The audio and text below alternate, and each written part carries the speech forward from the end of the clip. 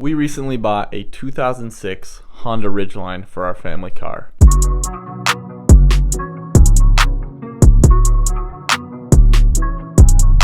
When I got this car, my first question was, am I going to be able to successfully make this car look a little cooler than it actually is for less than $100? And so I started off on that very mission to make this Honda Ridgeline look cool. Well, I happen to be someone who is a fan of black rims on cars. I think it makes them look a little more rugged. I think it looks pretty good if it's the right car, if it's the right color, XYZ. And what better opportunity to paint the rims black on this Honda Ridgeline than over the rusted rims that already exist? That's right. These rims were nasty. They were rusty. They did not look good. I told myself, you know what? You may not be a professional, but if you do a decent job on painting these rims, they will look exponentially better than they do now. There's nothing really to lose. And so, with that being said, I am no automotive expert. I've never done this, and I think the results turn out pretty good, but I'm sure there are people that are watching that will be very willing to give me some tips on telling me how and what I did wrong, and I welcome that. Please tell viewers. I'm just saying, look, this is a guy that spent less than $100 on Amazon because he wanted to make his truck, and I say truck, I know it's a Honda Ridgeline, but truck look a little bit cooler. So join me, and that's exactly what I did. Now, so really there's three parts to this whole thing. One, can I make this truck look cool? Two, is the paint gonna look good?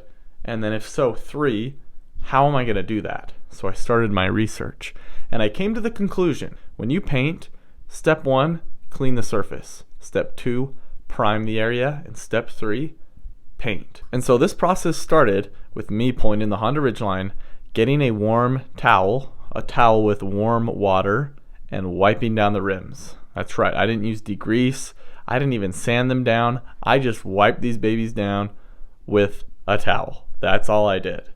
And it cleaned it off pretty well. The towel was really dirty. I'm glad I at least did that. And I would say, if you're going to do this, I would at the very least, clean it off with a towel. I'm sure there's a better way to do it. I'm sure there's a right cleaning solution you should use. But I didn't use it, and that worked for me. Step number two is masking off the wheels and the rims. So we're painting rims, not tires, right? So I got a deck of cards and slid a card around the rim to make sure I didn't get any paint on the tires. Well, after tire one, I ran out of cards and of patience. And I told myself, you know what? I don't really care if some paint overspray gets on the tires. I don't think it'll stay on, and if it does, the tires are already black. So you'll see for the next three wheels, I didn't use any masking tape. I didn't use any cards. I did not mask off the wheels, I did not mask off the tires. Now that being said, in between the spokes of the rims, there are parts of the wheels that are exposed, such as the brake pads. Those you do not want to get paint on for obvious reasons. What's the easiest way to do that? Get a bunch of grocery sacks. I have a ton of them lying around from Smith's and Walmart. Shove them in between and make sure all parts of the interior wheel are not exposed. So when you spray the wheels, you can do it very liberally, and you won't have to worry about getting paint on the interior components of the car. So that's exactly what I did. I went around all four wheels, shoved plastic bags in, and I made sure they were covered. Well, we were on to step two, and that was primer. The primer coat was a light silver color. It looks pretty good. I was able to cover all four rims pretty nicely. I waited about 10 to 20 minutes in between each coat, and I did 3 light coats of primer. Want to know if your coat is dry? Feel it. If it feels dry, then it's probably dry. Now, I understand there can be some curing, and again, on the bottle it said about 10 minutes. It was a little colder than I wanted it to be, so I waited for about 20. But once I could touch the rims, rub my fingers on them, and not have paint, it meant that was a good sign and they were ready. And so we moved on to the last step, and that was painting. Painting was very similar to the priming process, and one thing it did say is to do 3 coats, the first 2 light coats, and then the last coat a very heavy coat.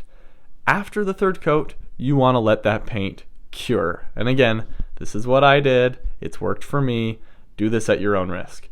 But I did a light coat on each of the 4 wheels, Looked pretty good, but I saw some missed spots. And then I did another coat. Again, looked good, saw some missed spots. Then I backed up my truck into the driveway, and I noticed, oh, I had missed some spots, mostly on the interior around each of the screws to take the wheel off. There were some missed spots, and so I just went crazy. I probably had some overspray. It probably wasn't perfectly flat, but it's black, and from far away you can't even tell.